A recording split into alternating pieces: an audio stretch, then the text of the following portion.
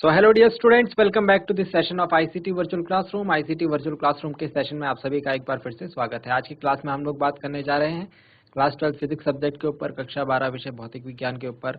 अब तक हम बात कर चुके हैं मूविंग चार्ज एंड मैग्नेटिज्म, यानी कि गतिमान आवेश और चुंबकत्व एक दूसरे से किस प्रकार से रिलेटेड हैं। इंट्रोडक्शन में हमने ये देखा था कि क्या क्या रोल रहने वाला है इलेक्ट्रिसिटी की, अगर हम बात कर लें, या फिर मैग्नेटिज्म की बात कर लें, दोनों एक दूसरे से किस तरीके से लिंक्ड है। हमने काफ़ी सारे नियम, इंपॉर्टेंट नियमों के ऊपर बात करी थी। और रिसेंटली हम लोग ये समझ रहे थे कि अगर कोई आवेशित कण है और वो चुंबकीय क्षेत्र में, एक समान चुंबकीय क्षेत्र में, क्षेत्र के लंबवत प्रवेश करता है, तो उसका पथ किस प्रकार का होगा।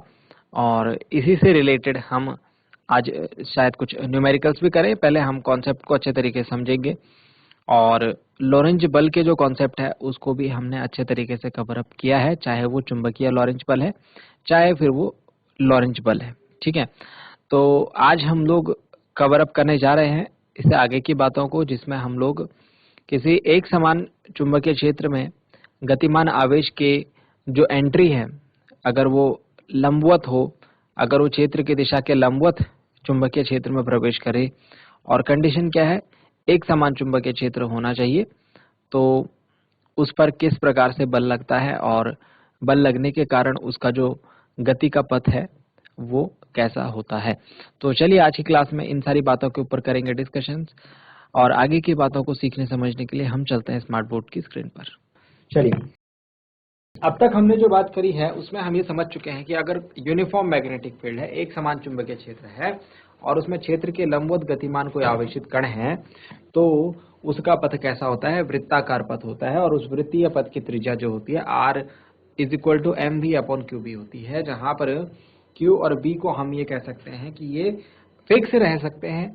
इसी तरीके से हम ये कहते हैं कि जो वृत्तीय पथ की त्रिज्या है वो अनुक्रमानुपाती होती है कण के संवेग के कण के संवेग के। ठीक है, अब आज हम इससे आगे की बातें करने जा रहे हैं। जस्ट हेडिंग पुट अप करेंगे।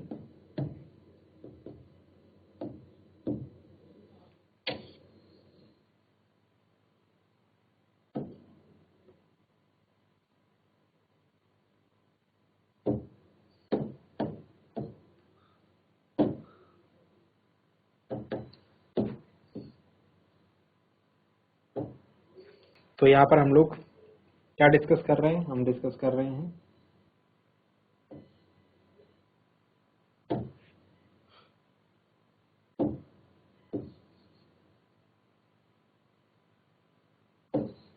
एक समान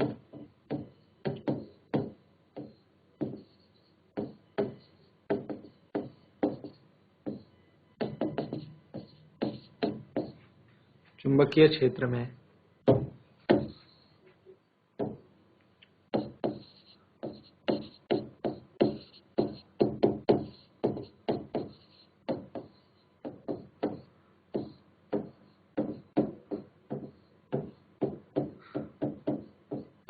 आवेशित कण की गति।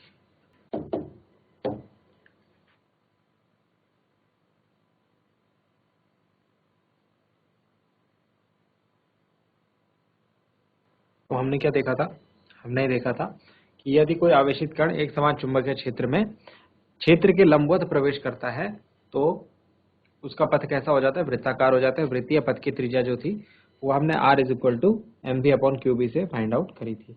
ठीक है, अगर हम बोले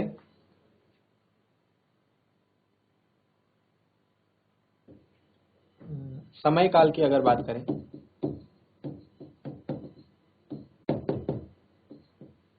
जिसको हम कैपिटल टी से डिनोट करते हैं, टाइम पीरियड, ठीक है, आवर्तकाल कह लीजिए, मतलब एक चक्कर लगाने में कितना टाइम लगेगा। तो समय बराबर क्या होता है, चाल बराबर दूरी बट्टे समय। तो समय बराबर दूरी बट्टे चाल, कितनी दूरी तय करेगा एक चक्कर लगाने में। अगर कण की हम बात करें तो एक चक्कर लगाने में ये 2 पाई आर दूरी तय करेगा, क्योंकि वृत्त की त्रिज्या क्या है, आर है ना, स्मॉल आर है तो स्मॉल आर लेते हैं।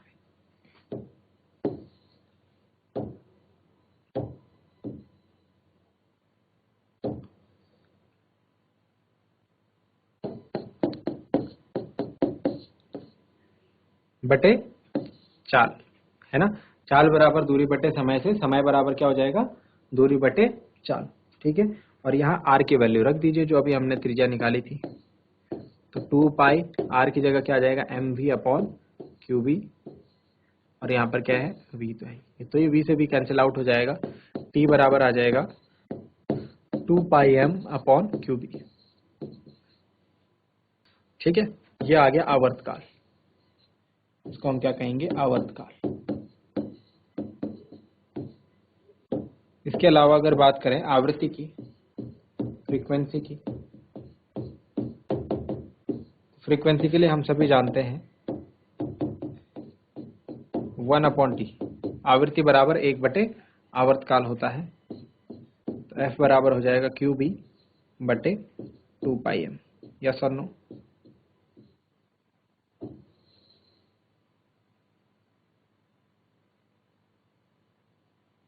अगर ओमेगा की बात करें,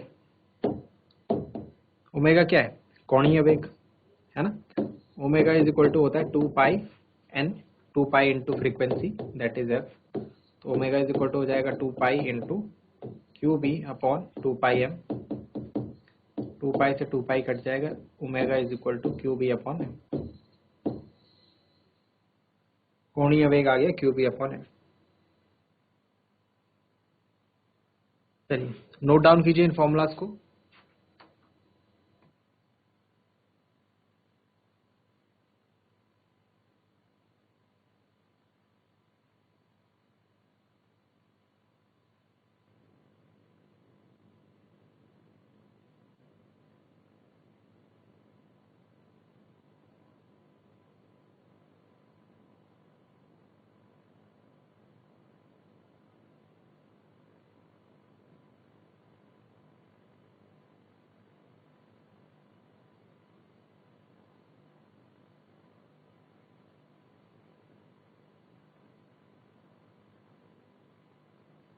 चलिए, तो अब तक हमने जो जो फॉर्मूलाज देखे, आवर्तकाल, आवृत्ति और कोणीय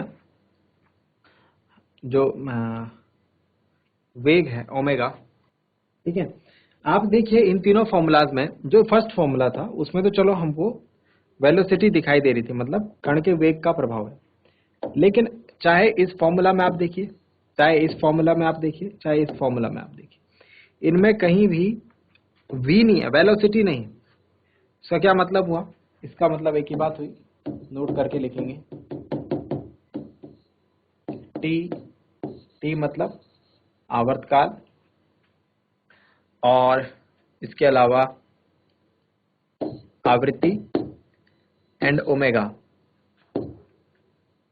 वेग पर निर्भर नहीं करते, कण के वेग पर निर्भर नहीं करते, ठीक है। इस बात से डिपेंड नहीं करता है कि कण का वेग कितना है, कण का वेग ज्यादा है कम है, उससे टी, एफ और ओमेगा के मान पर कोई फर्क नहीं पड़ेगा, क्योंकि उनके फॉर्मूला में वेग नहीं आ रहा है, ठीक है। उनके फॉर्मूला में वी नहीं आ रहा है, वेलोसिटी नहीं आ रहा है। नोट डाउन करेंगे जरा।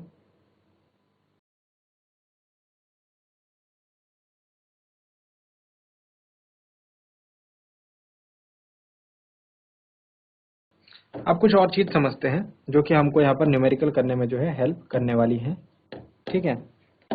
इन चीजों को भी समझते हैं। देखिए हमने अब तक फॉर्मूला जो देखा है वो देखा है R is equal to M V upon Q B, right. R is equal to M V upon Q B, ठीक है।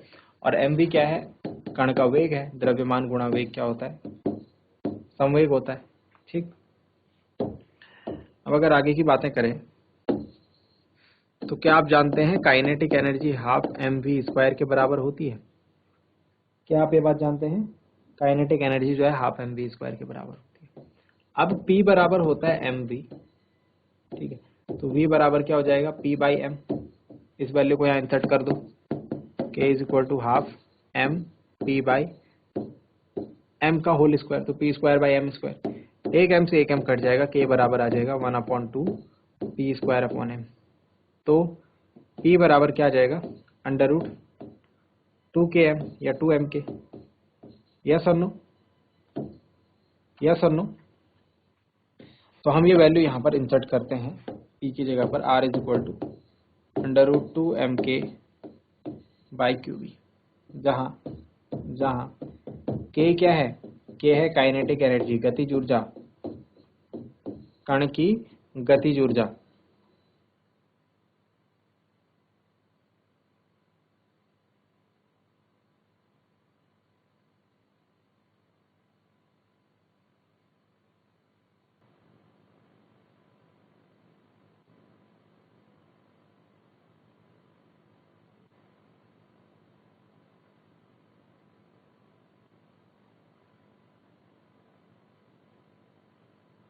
चलिए, यहाँ तक की बातें आपको समझ में आई। चलिए इसी के बेसिस पर एक छोटा सा क्वेश्चन देखते हैं।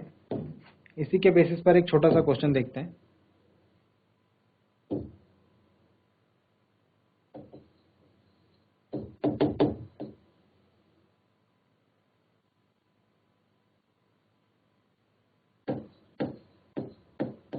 तीन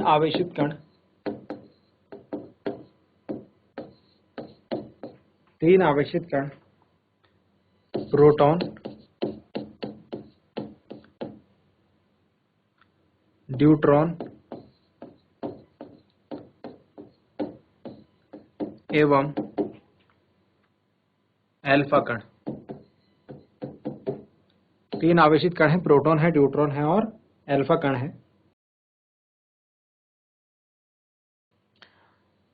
चुंबकीय, एक समान चुंबकीय क्षेत्र में, एक समान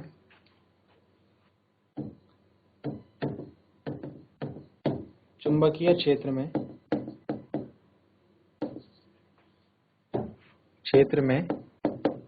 क्षेत्र की दिशा के लंबवत प्रवेश करते हैं।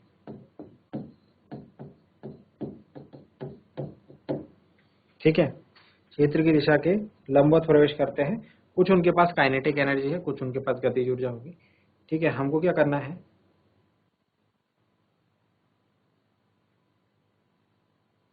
यदि ये कण त्वरित हैं तो, यदि ये कण कैसे त्वरित है, समान विभव, समान विभवांतर, पोटेंशियल डिफरेंशियल भी क्या है, समान विभवांतर है। ठीक है, तो हमको ज्ञात क्या करना है, बेसिकली हमको फाइंड आउट क्या करना है, इनकी वृत्तीय पथ की त्रिज्याओं का अनुपात। तो इनकी वृत्तीय पथ की त्रिज्याओं का अनुपात हमको निकालना है। क्वेश्चन कुछ इस टाइप से है, मैंने क्वेश्चन को छोटा किया है थोड़ा, है ना। इसमें बस मेन चीज हमको जो समझनी है वो लिखी है, इनकी वृत्तीय पथ की त्रिज्याओं का अनुपात निकालिए। कुछ इस टाइप से क्वेश्चन आपको मिलेगा। मैंने पढ़ के समझा दिया क्वेश्चन, फिर से बता देता हूँ।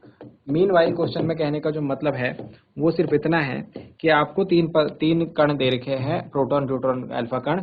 ये किसी एक समान चुंबकीय क्षेत्र में क्षेत्र के लंबवत प्रवेश कर रहे हैं और इनके समान विभवांतर है, समान विभवांतर से त्वरित हैं। ठीक है, हमको ये वृत्तीय पथ की, अब ये तो बात जानते हैं आपकी, लंबवत प्रवेश कर रहे हैं, आवेशित कण है चुंबकीय क्षेत्र में, क्षेत्र की दिशा के लंबवत, तो जाहिर सी बात है ये वृत्तीय पथ अपना लेंगे। तो वृत्तीय पथ की त्रिज्याओं का अनुपात हमको निकालना है। माना प्रोटॉन की जो वृत्तीय पथ की त्रिज्या है वो rp है, ड्यूट्रॉन की वृत्तीय पथ की त्रिज्या rd है और अल्फा कण की वृत्तीय पथ की त्रिज्या r अल्फा है। ठीक है, rp, rd, r अल्फा। अब rp का फॉर्मूला क्या था भाई, फॉर्मूला क्या था r का, याद करें। अभी अभी मैंने फॉर्मूला लिखवाया था आपको in terms of kinetic energy, क्योंकि यहाँ पर काइनेटिक एनर्जी √2mk/क्यूबी है ना। ये फॉर्मूला हम लोग यूज करते हैं। √2m की जगह मास किसका आ जाएगा, प्रोटॉन का। ठीक है, अपॉन q और b। अच्छा, आवेश कितना होता है एक प्रोटॉन पर, एक प्रोटॉन पर एक इलेक्ट्रॉन के समान आवेश होता है। ठीक है, रेशियो, अगर हम rd की बात करें तो सारी चीजें सेम रहने वाली हैं। 2m ड्यूट्रॉन, ठीक है, mass is same, upon k upon कितना आवेश रहता है, इस पर भी इलेक्ट्रॉन की जितना आवेश रहता है इनटू बी, ठीक है। और अल्फा कण की अगर बात करें तो इसका द्रव्यमान m अल्फा ले लेते हैं, k ले लेते हैं, अपॉन इस पर कितना आवेश रहता है, 2 इलेक्ट्रॉन की जितना आवेश रहता है 2e, ठीक है। अब हम रेशियो निकाल रहे हैं, तो रेशियो निकालते हुए हमें ये बात समझ में आ रही है कि ये बी भी तो सेम रेशियो है, साथ ही के भी क्या है, सेम रेशियो है ना। तो हमारे पास जो फाइनली चीजें बच जाएंगी, 2 भी जो है सेम रेशियो है, ठीक। हमारे पास जो फाइनली चीजें बच जाएंगी वो बच जाएगी under root MP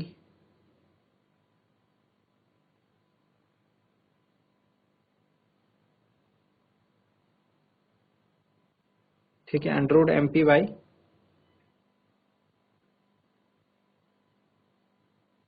under root MP by e ratio under root 2m, मैं इनको मास के यूनिफाइड टर्म्स में लिख रहा हूँ यहाँ पर, ठीक है, NP बाई, तो इसका मास जो होता है m, अगर हम ले रहे हैं मास ऑफ प्रोटॉन, अगर हम m ले रहे हैं तो मास ऑफ न्यूट्रॉन उसका डबल होगा 2m upon E, and also अगर मास ऑफ अल्फा पार्टिकल हम अगर बात करें तो वो प्रोटॉन के मास का 4 गुना होता है, 4m अपॉन 4 तो हमको पता है डबल होता है। तो ये रेशियो जब आप सिंप्लीफाई करेंगे इसे तो ये निकल के आएगा 1 ratio under root 2 ratio under root 2, ये हमारा आंसर होगा, ठीक है। नोट डाउन करें इसे।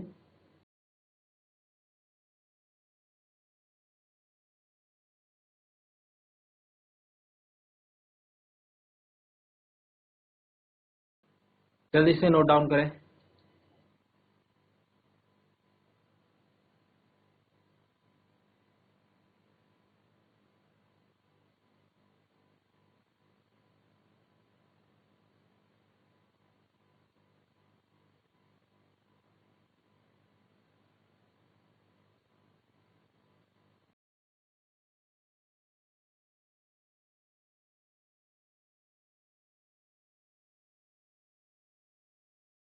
एक और फॉर्मूला यहीं से निकल के आता है, इसको भी जरा ध्यान दें।